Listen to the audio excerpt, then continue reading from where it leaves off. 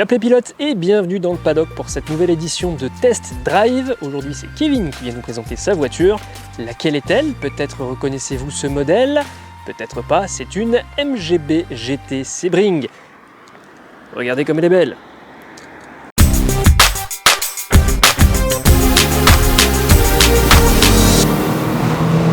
Salut Kevin, comment vas-tu? Bien, bien. Pas trop long la route depuis le Liégeois? Non, ça va. L'autoroute roule super bien, la E42, il n'y a jamais de travaux. Il n'y a jamais de nid de poule non plus. Non plus.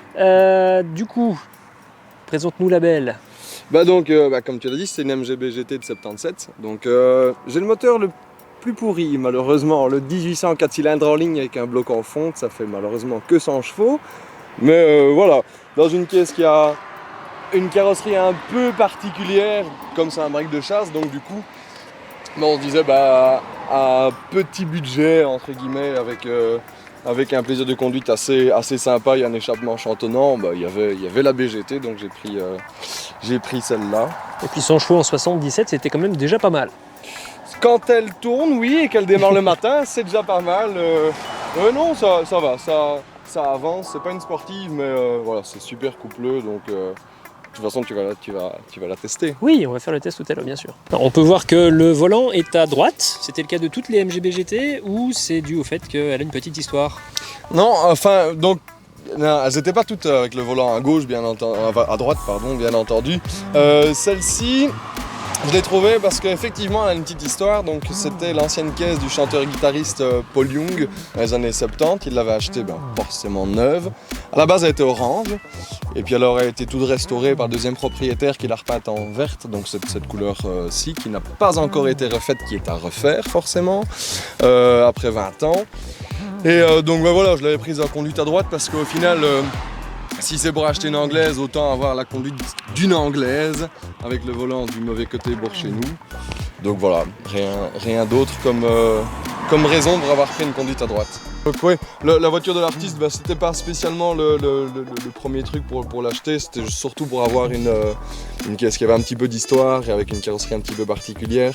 Il y a peu de choses qui ont été changées au final sur la voiture, à part le pare-choc avant et arrière, parce que comme après 75 je crois, ils changeaient pour les normes anti-crash, etc. Ils avaient des pare-chocs pas très esthétiques en noir, avec très proéminent à l'arrière et à l'avant aussi. Elle était surélevée de 7 cm. Et alors on l'a coursifié un tout petit peu pour pas mentir sur le fait que c'était une génération numéro 2. On a juste rabaissé un petit peu la suspension, mis un capot en fibre de verre, un volant en Motolita, une sellerie cuir et des harnais à la place des ceintures de sécurité d'origine. Voilà, le reste à part les freins, etc., il n'y a pas énormément de choses modifiées sur la caisse. Mais elle va être coursifiée dans les mois à venir, dirais-je. Les jantes Minelite étaient fournies d'origine ou... Non, à la base c'était des jantes à rayons jusqu'en 75, puis alors ils mettaient, je crois que j'en ai toujours une dans le coffre. La jante d'origine était nettement, c'est une question de goût, mais moins esthétique, c'était ceci. Voilà, donc c'était parce qu'il y avait de plus joli, mais encore une fois... Des jantes assez traditionnelles pour l'époque, on trouvait ça un peu partout, chez les Britanniques surtout. Ouais, c'était, ça a jamais été... Byzance chez les Anglais, les histoires de MG, Rover, etc. sont toujours très très laborieuses avec des montées et descentes d'un point de vue financier, des reprises, des rachats. Et là on sent bien, comme sur cette génération-ci, le début du plastique dans les années 80, etc. Donc quelque chose qui est foncièrement moins bien fini que sur les premières générations et c'est presque toujours le cas sur les Anglaises. À chaque fois qu'ils ressortent une phase 2, on recule presque dans la finition par manque de moyens, malheureusement, plus qu'autre chose. Donc voilà, rien d'autre de transcendant dessus sur celle-ci. On remarque les ressorts d'ouverture de haillons. Oui, ça et alors c'est assez bien fait. Le capot à l'avant, par exemple, n'a pas besoin non plus de tige. C'est assez pratique, c'est juste un détail, mais voilà, si on le lève, le capot tient tout seul juste après. Le bloc moteur n'est pas dans un état magnifique, il y a malheureusement un peu de rouille, elles ont tendance à rouiller un peu sur place, les BGT, enfin les anglaises en général, mais on a refait les frais au fur et à mesure d'abord d'un point de vue mécanique pour pouvoir rouler avec. parce que c'est moins intéressant d'avoir une belle voiture qui roule pas qu'une voiture moins belle qui roule. Ah, c'est Donc- sûr, il faut faire rouler ces voitures-là, il faut faire rouler le patrimoine automobile. Ouais. Elles s'abîment moins en roulant qu'en ne roulant pas. Ouais. Surtout Et tout ce qui est caoutchouc. petit truc assez rigolo, si on prend par exemple ceci, une petite poche, on va remettre de l'eau simplement au robinet, et c'est le réservoir de liquide lave-glace qui est simplement accroché comme ça dans l'aile. C'est assez spartiate comme à l'image de la voiture. Je vais passer de l'autre côté pour mieux le voir. Effectivement. Ouais, deux carbus en Solex si je me souviens bien. Avec les petits filtres à air chromés, Oui, ça à la base siglé MG. c'était une petite boîte à air pas super belle. Alors l'avantage de chez MG et des Anglaises dans ces années-là, c'est qu'ils reproduisent toutes les pièces. Et des fois même jusqu'à 2 ou 3 qualités. Et donc c'est des achats qui sont sympathiques parce qu'on roule avec des caisses qui sont du coup assez vieilles et pourtant pas spécialement onéreuses à l'entretien, etc. Parce que comme il y a un suivi sur le parc, un peu comme les 2 chevaux, etc., c'est des caisses que les gens se sont habitués et finissent par continuer de vieillir avec les gens. Et comme il y a toujours de la demande dans les pièces, elles sont toujours produites, donc ça va, c'est pas encore hors de prix. Si ça peut motiver encore d'autres gens à acheter des Youngtimers ou des Oldtimers, peu importe, il n'y a pas de limite dans l'amour automobile, on va dire ainsi. Voilà, ça peut être sympa parce qu'il vaut mieux rouler avec une caisse de tous les jours, peut-être un peu plus moyenne, et avoir une deuxième caisse sur le côté qui donne la pêche le week-end que d'avoir genre juste une seule belle voiture. Ouais. Une question de choix quoi. Il y a beaucoup de gens qui me demandent pourquoi est-ce que j'ai mis mes clignotants dans le mauvais sens avec les ampoules de feu de position à l'extérieur, mais c'est bien C'est le bon sens. Ouais, c'est le bon sens. À l'avant, donc on peut voir le spoiler type Sebring et des phares supplémentaires. Ouais, ça malheureusement, c'est pas moi qui ai fait la modification, c'était l'ancien propriétaire, donc c'est une voiture que j'avais rachetée du côté des Y. J'ai pas énormément changé l'esthétique depuis que je l'ai acheté, à vrai dire, mis à part donc le pare-choc arrière qui était vraiment laid, on aurait dit un banc. J'ai refait juste tout ce qui était mécanique, les trains roulants, le train arrière, le rabaissement des suspensions comme je l'avais dit, parce que sinon ça a tendance à louvoyer tellement elle est haute. Et puis sinon, petit à petit, en fonction du budget, comme c'est pas la seule, à chaque fois, c'est multiplier le budget par le nombre de voitures, et donc du coup, on essaye de faire en fonction des moyens. Mais bon, voilà, c'est vrai que elle est là, elle mange pas de pain, elle démarre tous les jours de toute façon. Aussi étonnant que ça puisse paraître, on dit que les Anglais c'est pas très fiable. Je dis tant qu'il y a de l'huile qui coule en dessous, c'est qu'il y en a toujours dans le moteur, donc ça va. Ça aurait pu être pire quoi. J'allais justement poser la question, est-ce qu'elle consomme de l'huile? Non, elle consomme pas Elle d'huile. consomme pas, elle le perd. Oui voilà, c'est ça, c'est la petite particularité. C'est pas des moteurs pas fiables, tout dans le style, genre en turbo diesel chez VW par exemple, ils ont une super bonne réputation, pourtant il y en a quand même pas mal dans certaines séries qui consomment à l'huile. Les moteurs anglais sont pas spécialement gourmands en huile, c'est plutôt à partir du moment où on commence à titiller, qu'on fait pas gaffe au temps de chauffe, etc. C'est des moteurs qui sont quand même d'ancienne conception, où il faut savoir faire un temps de chauffe, attendre un petit peu et gérer ça. Ici en arrivant, elle commençait à vaporiser parce qu'on je restais un peu dans les bouchons, elle commençait à brouter un petit peu. Mais sinon non, ça va, en termes de fiabilité, j'ai vraiment rien à dire, elle démarre au quart de tour. C'est vraiment une voiture qui m'enchante avec une gueule un petit peu atypique, avec le moteur un peu poussif quoi, malheureusement. Je vois le petit bossage de capot, je suppose que c'est par rapport à l'admission qui... Ouais, donc en fait ce capot-là en fibre de verre, c'est le capot qui était proposé sur l'MGB GT V8. Et en fait effectivement c'est l'admission d'air qui était un peu plus grosse sur le V8 parce qu'il n'y avait pas la place pour le mettre, donc ils ont dû faire une bosse en fait sur le capot. Donc ça c'est vrai que c'est un peu triché. Mais voilà, en fibre de verre je le trouve un peu plus joli, la nervure donne un petit style. C'était juste pour coursifier un tout petit peu. Voilà, c'est le début des travaux sur la caisse avant de passer avec les bulles sur les phares, les élargisseurs de voie, etc. On va essayer d'en sortir quelque chose comme 120, 130 chevaux au lieu des 100 d'origine. Voilà, histoire d'avoir quelque chose d'un petit peu plus nerveux en réalisant en 1900. Puis voilà, on verra bien le résultat à l'autopsie, comme disait mon professeur d'électronique en parlant de mon bulletin. Je sais pas ce que ça donne avec les bulles sur les phares, mais j'aime bien les phares comme ça, sans les bulles. Sans les bulles, on n'a pas encore présenté un petit peu sur la caisse. Quand on regarde sur Google, il y en a 2-3 qui les ont fort coursifiés. Et Alors ça peut être joli, mais c'est vrai qu'il faut déjà y mettre du budget pour que ça fasse pas baraki, si je puis dire ainsi. Mais bon, voilà. On verra bien par la suite un peu où ça nous mène avec celle-là. C'est relativement costaud, mais ça cuine un petit peu dans tous les sens. Bon, une voiture ancienne qui ne cuine pas. Bah ouais, hein. c'est toujours un peu le même combat. Après, c'est vrai que bon, certains vont pas trouver que c'est un plaisir, mais ici, il y a quand même pas mal de trucs. Sur les vieilles voitures, il faut surveiller tout le temps ses manos, sa pression d'huile, sa température d'eau, sa charge, etc. Déjà 2 fois, je me suis retrouvé sans alternateur, puis alors tu la pousses le long d'une nationale comme un con. Parce que, voilà, il y a une cause qui est finie par lâcher ou que sais-je. À un moment donné, quand on roule de nuit, qu'on voit que les phares descendent en intensité, petit à petit, on se dit tiens, il y a un stut, et puis alors on voit qu'en fait, il reste même plus 11 volts dans la batterie. C'est des petits moments de stress qui font partie aussi du charme d'une vieille voiture. Tu sais, quand tu démarres, tu sais pas quand tu reviens. La direction est complètement de travers, les pédales sont pas centrées. Voilà, au final, il y a quand même pas mal de trucs qui pour quelqu'un qui n'aime pas l'automobile, va trouver ça désuet et comprendra pas pourquoi. Est-ce que c'est bien d'avoir moins bien, au final. Mais ouais, l'amour automobile n'a pas de limite, je pense. Je sais pas si tu voulais faire un tour ou...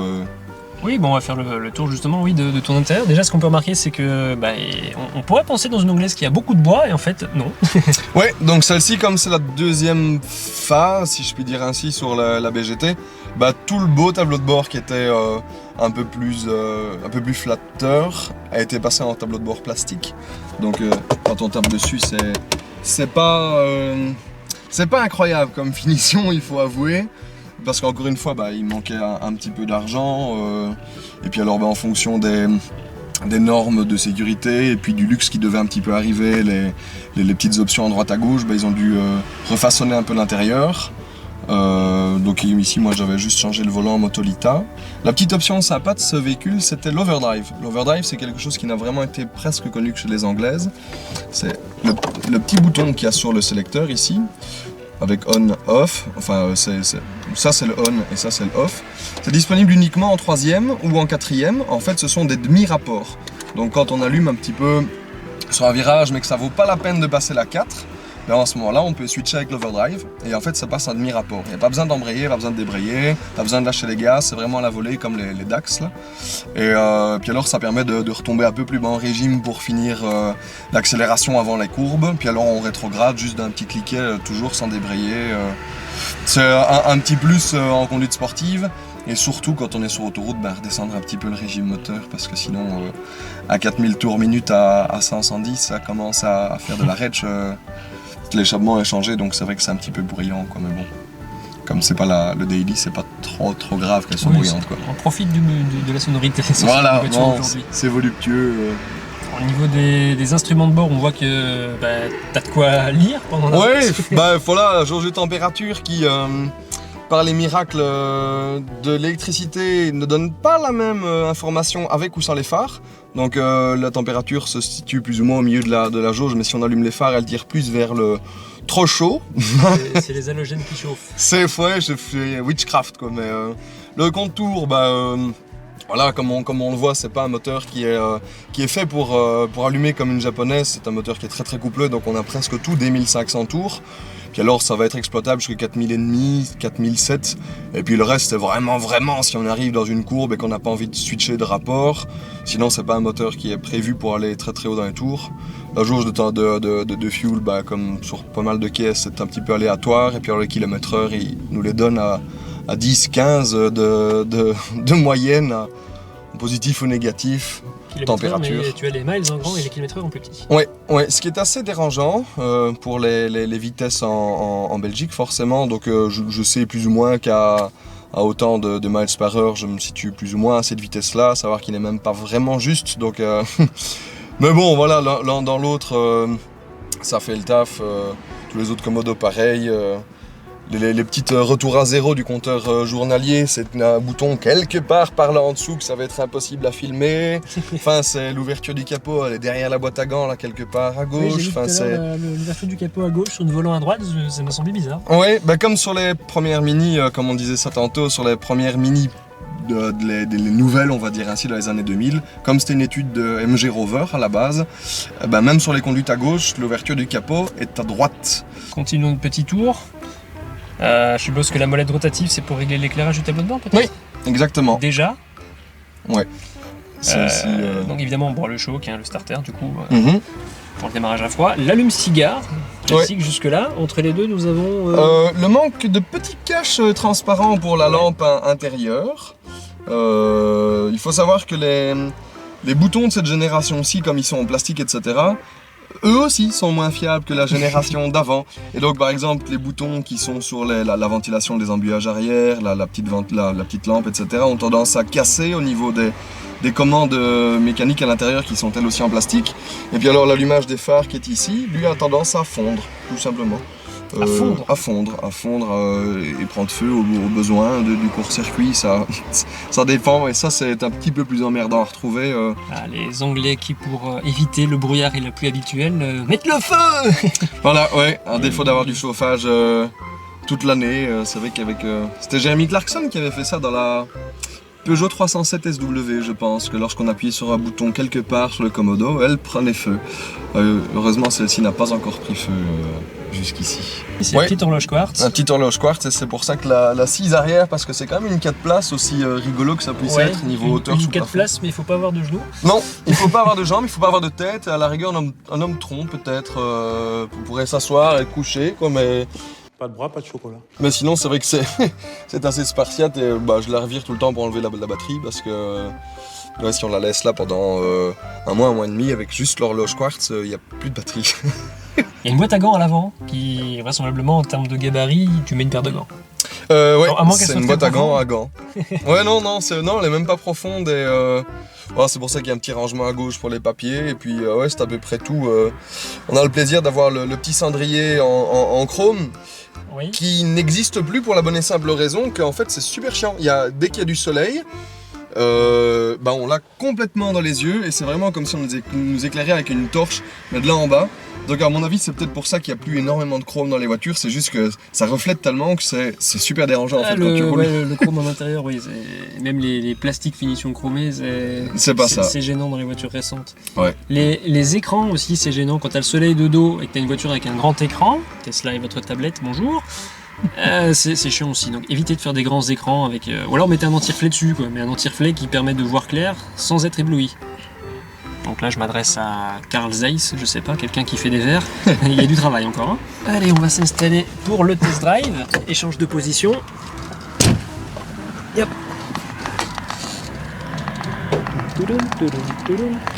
Oh, j'ai un portier, merci. Oui. Yep là. Voilà, t'es bien mal mis. Parce que ça changera pas. Je suis mis. Le fauteuil est fixe? Le fauteuil n'est pas fixe, mais de toute façon, niveau réglage, t'es quand même relativement limité. T'as la chance de pas toucher le toit. Moi, je commence à poncer le ciel de toit, à vrai dire, avec les cheveux. Là, je suis relativement bien mis, mais sinon, c'est vrai que ça donne ça, quoi. On n'aime pas, quoi. Oui, ça va aller. Je vais juste installer les caméras au pare-brise, parce qu'évidemment, je vais pas tenir les caméras à la main. Ouais, non, bien entendu. Et puis on va partir pour notre petit tour.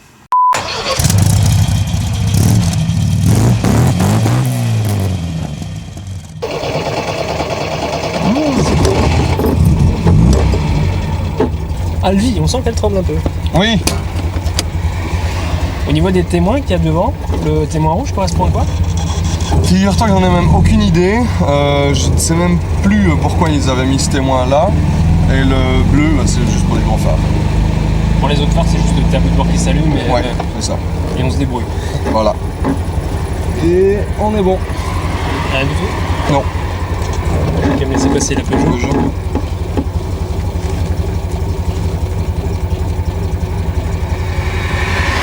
Voilà, l'HDI est passé. Je pense que c'est une HDI. J'en suis même certain.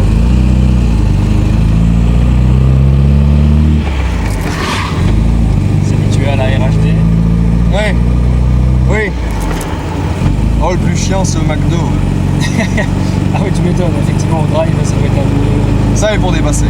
Enfin, je reviens de la Slovénie avec un diesel, je regrette. Une voiture qui fait 5,4 litres de conso moyenne polluera toujours moins qu'une caisse qui en fait 8,5. Enfin, à un moment donné, Oui, je sais pas, la après, psychose tout le monde qui se achète passe. des SUV turbo diesel. Déjà, acheter un SUV, bah, ça consommera toujours plus que... Normalement, elle est assez dans l'axe. Oui. On va remettre la première. Ouais. Qui vient de...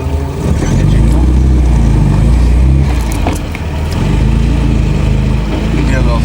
Oh, bien! Normalement, tout qui essaye la caisse allume par définition les essuie-glaces, puisque Oui, les mais- commodos sont inversés aussi. Moi, j'ai regardé, j'ai jeté un œil au Komodo Ça va. avant de démarrer au rond-point. Je me suis dit, bon, ok, ils ont inversé les commandes. Bah, Moi, je ils ont inversé m'apprêtais mes commandes. déjà à rire, quoi, mais non. Je suis observateur, hein. Je suis un grand observateur automobile. En gros, tout est inversé, quoi. À part Ouais. accélérateur et embrayage. Ouais, ça, heureusement, on me pose beaucoup la question pour savoir si les gaz sont au même endroit et l'embrayage aussi.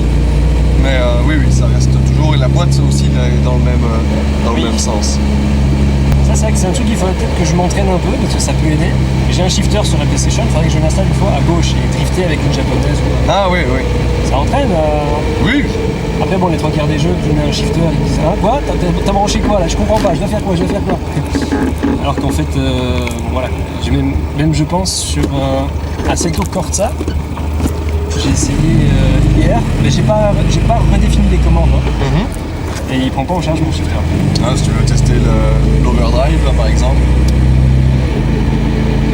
Et on a tendance à changer, à lâcher les gaz machinalement, en fait, parce qu'on se dit non, je ne peux pas passer un rapport pied au plancher, mais si. La deuxième, c'est vrai qu'elle est un petit peu dure à trouver. C'est le temps de prendre les marques de Ouais, c'est ça, c'est le temps de s'habituer. la caisse. Ouais. Avec la caisse d'une part, et puis avec le fait d'avoir le vitesse à ma gauche aussi. Oui, Vas-y, passe avec ton char. Turbo diesel.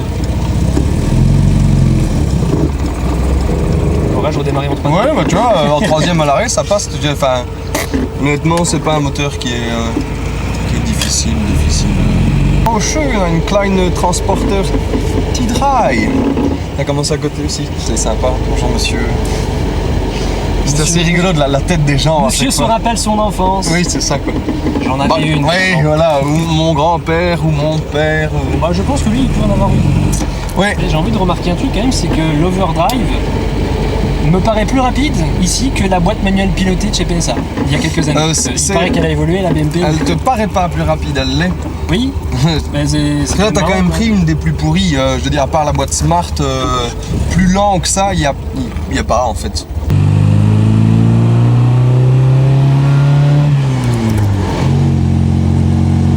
Ça résonne bien dans l'habitacle. Oui. C'est parce que la route n'est pas assez longue pour allumer, mais là, par exemple, l'overdrive est sympa.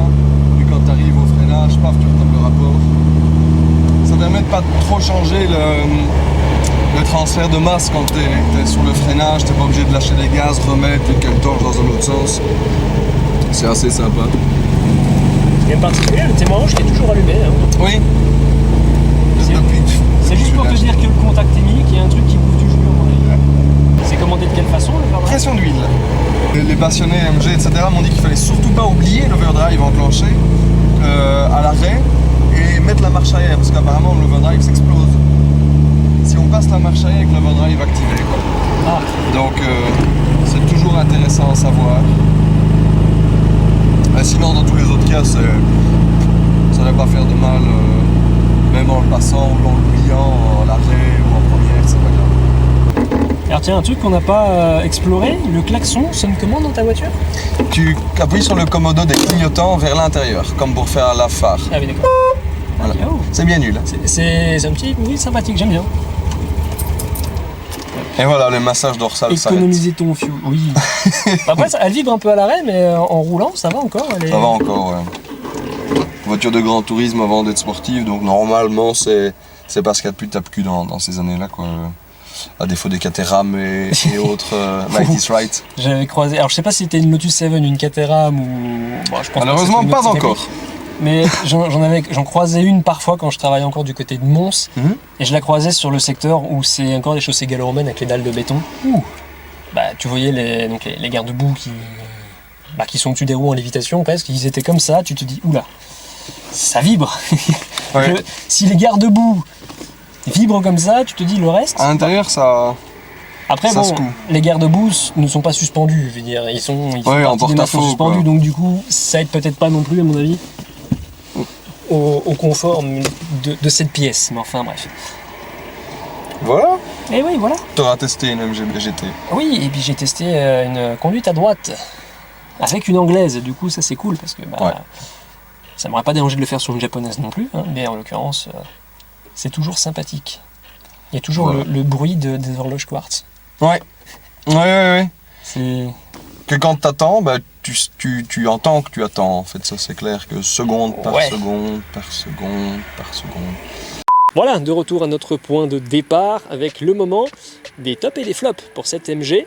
Du côté des tops, comme souvent quand on teste des voitures plus anciennes, il y a le côté évidemment nostalgie qui nous tient.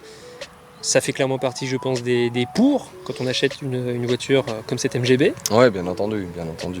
Sinon, bah, les autres tops, ben c'est, hormis la 4002, son diesel, tiens. Hormis le style qui change un tout petit peu, parce que c'est une carrosserie qui, à part le Z3 coupé, comme on en parlait justement tantôt, effectivement. en break de chasse, une Jensen Interceptor, une GMC Pacer, ou des trucs dans le style, qui sont tous aussi impayables les uns que les autres, bah, il restait pas énormément de choix en carrosserie break de chasse. Est-ce qu'on peut considérer la Type E coupée comme un break de chasse? Ben figure-toi, c'est vraiment entre les deux, je pense, entre le coupé et le break de chasse. Finalement, Je pense pas, parce qu'elle a que 2 places, et encore non, le Z3 a que 2 places aussi. C'est vrai que c'est un peu... elle a que 2 c'est un places peu entre avec les deux un autres. coffre gigantesque comme le Z3. Ouais. Alors il y a un peu plus de pente au niveau du coffre, mais finalement c'est une porte battante, c'est même pas un haillon sur la Jaguar Type E. Et les portes battantes, qui a ça? Les SUV et les camionnettes, donc c'est utilitaire, c'est un break.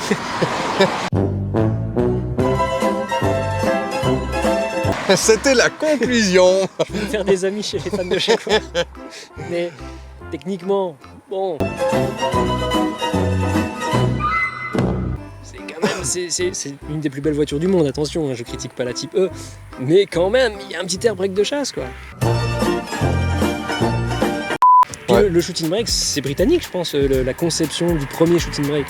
Ouais, c'est vrai que c'est assez so british, comme dirait l'autre, mais voilà, sinon dans les autres points top, les bruits, les vieux 4 cylindres en ligne de chez MG, etc. font des bruits assez sympathiques. Quand on met une petite ligne dessus, il n'y a pas besoin d'énormément travailler pour avoir un bruit sympathique. Après, les flops, si on modifie pas un petit peu les trains roulants sur le freinage, etc., c'est vrai que ça reste une caisse très floue et pataude à la conduite. Années 70, quoi, avec une étude des années 60. Voilà, on ne saurait pas demander la même Le chose. freinage n'est pas celui d'une moderne, mais ça freine quand même. Ouais, il faut un petit peu garder plus à l'esprit que anticiper. c'est pas assisté comme aujourd'hui, quoi.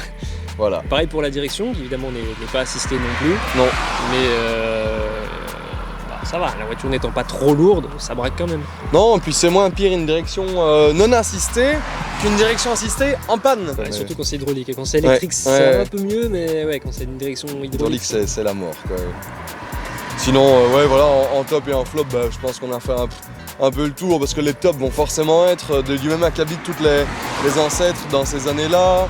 Et puis les flops, aussi du même acabit que toutes les ancêtres dans ces années-là. Donc, je dirais, mis à part la place pour les gens à l'arrière, mais en même temps, on n'achète pas ça comme étant une familiale.